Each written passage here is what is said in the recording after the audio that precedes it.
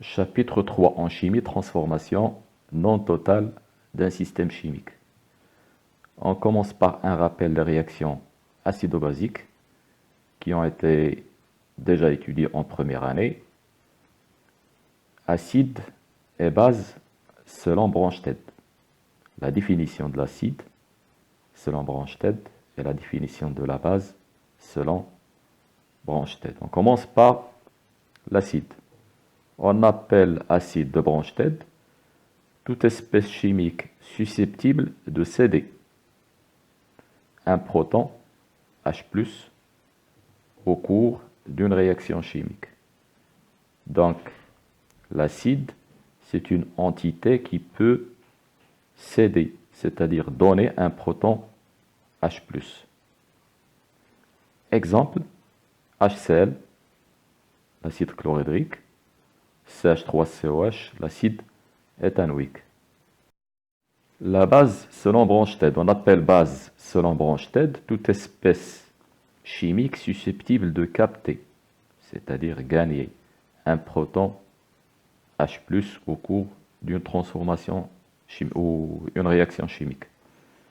Exemple, CH3CO- qui est l'ion éthanoate, NH3, l'ammoniac. Quand l'acide perd un proton, il donne une base. Exemple, l'acide CH3COH perd un proton H+, en donnant la base CH3COO-.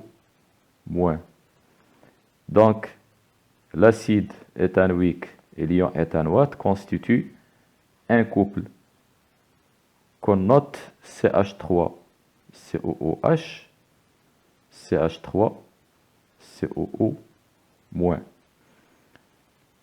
Ce que je viens d'écrire là, ça s'appelle une demi-réaction. Donc,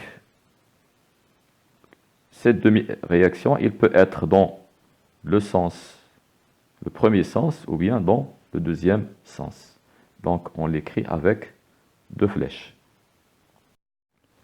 Réaction acido-basique. Dans une réaction acido-basique, il y a intervention de deux couples acide-base. On prend l'exemple des deux couples. Le premier couple, CH3COH, CH3CO-. Le deuxième, H3+, H2O. Donc la demi-équation du premier couple acide-base, l'acide dans la base plus H+. Le deuxième, l'acide CH3+, c'est lui qui va perdre le proton H+. La base H2O, elle gagne le proton H+, pour donner H3O+. Les deux réactifs qui réagissent, ce sont l'acide éthanoïque et l'eau. Donc l'acide éthanoïque à gauche de la demi-réaction et l'eau à gauche de la demi-réaction. On a là H+, et de l'autre côté H+, donc ils vont être simplifiés. Et on écrit CH3COH plus H2O qui donne CH3CO- plus H3O+. Cette réaction, on l'appelle la réaction globale. Troisièmement, pH d'une solution aqueuse diluée. La définition du pH. Le pH est défini par la relation pH est égal à moins log de H3+, ce qui signifie que H3O+, sa concentration, est égale à 10 puissance moins pH. En mathématiques, 10 puissance x est égal à A. La résolution de cette équation donne x est égal log de A. C'est ce qu'on vient d'appliquer dans ce cas. La concentration des ions H3+, s'écrit sous forme de 10 puissance moins une grandeur. C'est cette grandeur qu'on appelle pH, qui est le potentiel hydronium, c'est-à-dire le potentiel de cette valeur. Quand on écrit par exemple 10 puissance moins A, petit a est le potentiel de cette valeur. Moins A est la puissance, petit a est le potentiel. Donc, la concentration de H3+ est égale à 10 puissance moins pH, ce qui signifie que pH est égal moins log de H3O+. C'est la définition du pH. Exemple, si la concentration de H3+ est égale à 4,8 fois 10 puissance moins 5 mol par litre, la valeur du pH égale, en utilisant la calculatrice, l'application numérique, pH est égal à moins log de 4,8 fois 10 puissance moins 5. Je ferme la parenthèse, égale 4,318. Je majore, au lieu de 18, j'écris 20, c'est-à-dire 4,32. On écrit pH est égal moins log de H3+, moins log de 4,8 10 puissance moins 5, et on trouve la valeur 4,32. Mesure du pH, petit b. Le pH peut se mesurer soit à l'aide d'un papier pH ou du pH mètre. Le pH mètre, bien sûr, il est plus précis. Le papier pH, le pH mètre. Échelle du pH. Le pH d'une solution est compris entre 0 et 14. Si le pH est égal à 7, la solution est neutre. Si le pH est inférieur à 7, la solution est acide. Si le pH est supérieur à 7, compris entre 7 et 14, la solution est basique.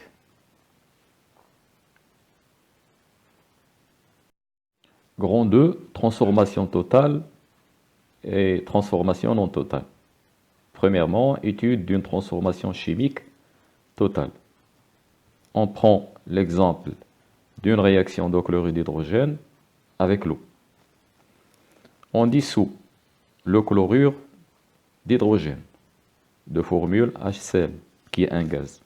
Dans l'eau, on obtient l'acide chlorhydrique.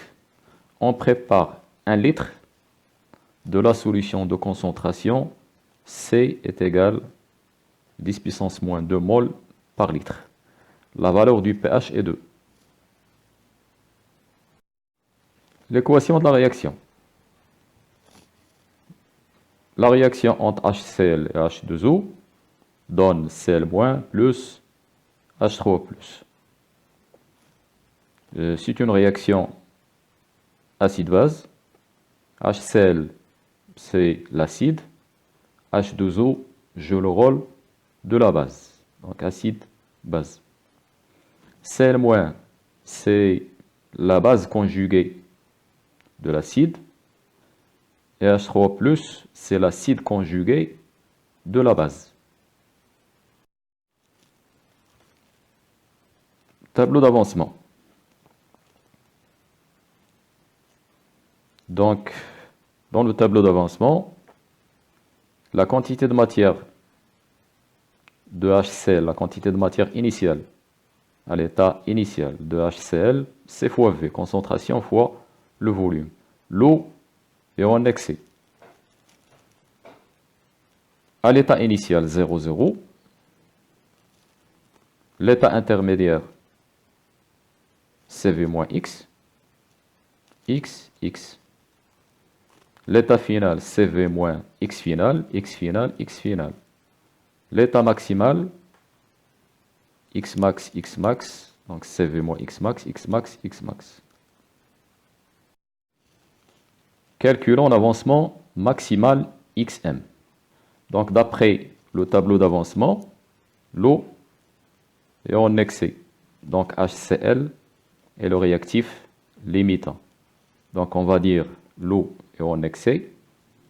Donc le réactif limitant est HCl. Donc si le réactif limitant est HCl, c'est-à-dire à la fin de la réaction, il ne reste rien de HCl, c'est-à-dire HCl gazeux, il disparaît totalement.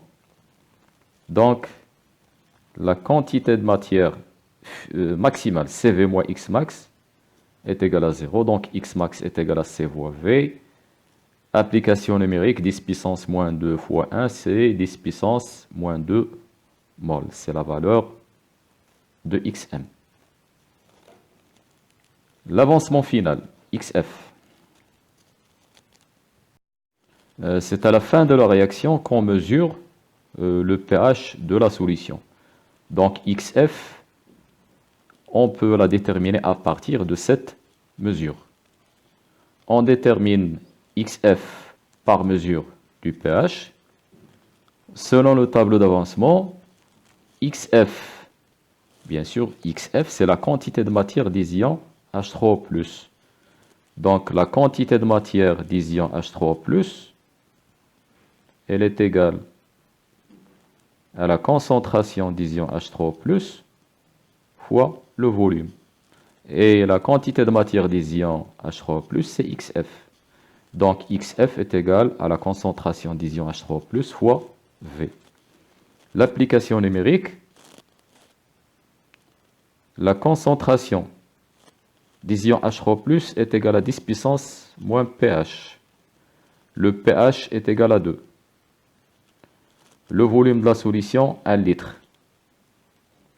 Donc Xf est égal à 10 puissance moins 2 mol. Taux d'avancement final. Par définition, le taux d'avancement final, qui est représenté par taux, est égal à x final sur x max. Dans notre cas, on a x final est égal à x max. Donc taux est égal à x final sur x max est égal à 1. Donc on va dire que la réaction est totale. Le deuxième cas maintenant. Deuxièmement, étude d'une transformation non totale. On va prendre comme exemple la réaction entre l'acide éthanoïque et l'eau.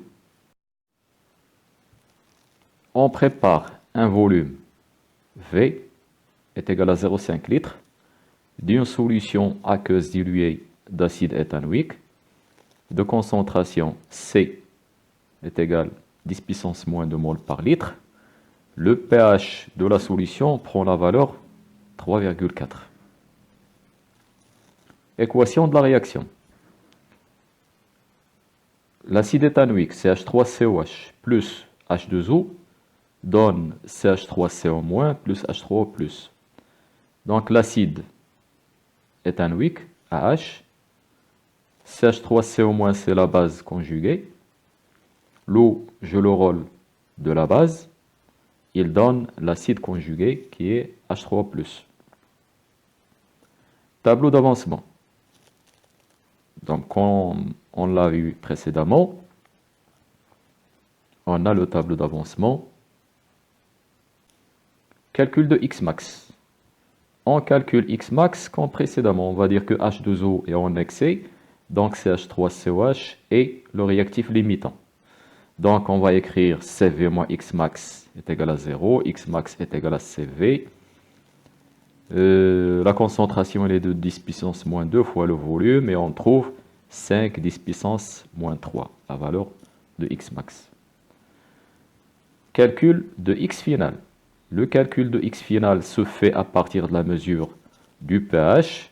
Donc X final est égal à la concentration de H3 plus fois V, et cela à partir du tableau d'avancement.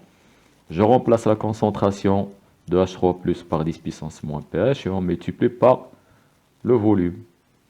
On remplace X final par sa valeur, le volume par sa valeur, et on trouve 2 fois 10 puissance moins 4 mol. Calcul de taux. Comme précédemment, taux, la définition, X final sur X max, je remplace chaque valeur par chaque grandeur par sa valeur et on trouve 0,4. C'est une valeur qui est inférieure à 1. Taux inférieur à 1, cela veut dire que la réaction n'est pas totale. On dit que c'est une réaction qui n'est pas totale ou bien une réaction limitée.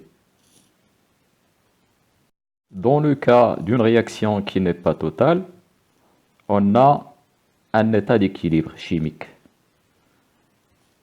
Le système chimique évolue jusqu'à l'équilibre, jusqu'à un équilibre dynamique, qu'on représente par l'équation suivante. Donc l'équilibre dynamique, on représente l'équation. Dans l'équation, on utilise deux flèches au lieu d'une flèche. La réaction chimique peut donc s'effectuer dans les deux sens, dans le sens direct et dans le sens inverse. Conclusion, taux est égal à x final sur x max. On distingue trois cas. Le premier cas, taux est égal à 0, c'est-à-dire la réaction n'a pas eu lieu, il n'y a pas de réaction. Taux est égal à 1, c'est une réaction totale. Taux comprise entre 0 et 1, c'est une réaction non totale, c'est une réaction limitée. Et en fin de ce cours, quatrièmement, interprétation à l'échelle microscopique de l'état d'équilibre dynamique. Pour un système chimique en équilibre, le nombre d'entités disparues par la réaction dans le sens 1 est égal au nombre d'entités formées par la réaction dans le sens 2. Au début de la réaction, les quantités de matière de C et D sont nulles. Et avec le temps, la quantité de matière de A et B diminue, c'est-à-dire la vitesse de la réaction dans le sens 1 diminue progressivement. Par contre, C et D, les quantités de matière de C et D augmentent, c'est-à-dire la vitesse de la réaction dans le sens 2 augmente. Donc, la vitesse dans le sens 1 diminue et la vitesse dans le sens 2 augmente jusqu'à un moment où les deux vitesses sont les mêmes. À cet instant, on va dire que le système a atteint son équilibre. Donc, dans l'état d'équilibre, on a deux réactions qui s'effectuent simultanément qui ont la même vitesse. C'est l'état d'équilibre dynamique.